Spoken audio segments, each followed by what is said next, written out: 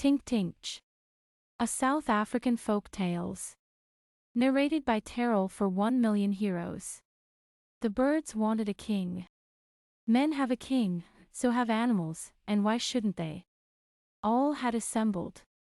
The ostrich, because he is the largest, one called out. No, he can't fly. Eagle, on account of his strength.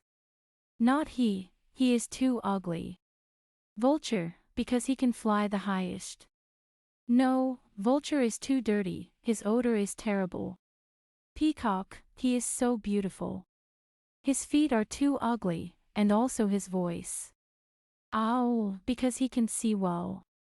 Not owl, he is ashamed of the light. And so they got no further. Then one shouted aloud, he who can fly the highest will be king. Yes, yes, they all screamed, and at a given signal they all ascended straight up into the sky. Vulture flew for 3 whole days without stopping, straight toward the sun. Then he cried aloud, I am the highest, I am king. Tsie, tsie, tsie, he heard above him. There Tink-Tinkje was flying.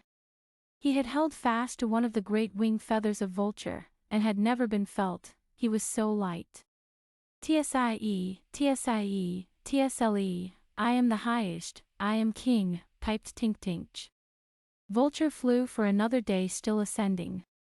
I am highest, I am king. Tsie, tsie, tsie, I am the highest, I am king, Tink-Tinkje mocked. There he was again, having crept out from under the wing of vulture. Vulture flew on the 5th day straight up in the air. I am the highest, I am king, he called. Tsie, tsie, tsie, piped the little fellow above him. I am the highest, I am king. Vulture was tired and now flew direct to earth. The other birds were mad through and through. Tink-Tinkje must die because he had taken advantage of vulture's feathers and there hidden himself. All flew after him and he had to take refuge in a mouse hole. But how were they to get him out? Someone must stand guard to seize him the moment he put out his head. Owl must keep guard, he has the largest eyes, he can see well, they exclaimed. Owl went and took up his position before the hole. The sun was warm and soon Owl became sleepy and presently he was fast asleep. Tink-Tinkje peeped, saw that Owl was asleep, and zip away he went. Shortly afterwards the other birds came to see if Tink-Tinkje were still in the hole. Tsie, tsie, they heard in a tree, and there the little vagabond was sitting. White Crow, perfectly disgusted, turned around and exclaimed, now I won't say a single word more.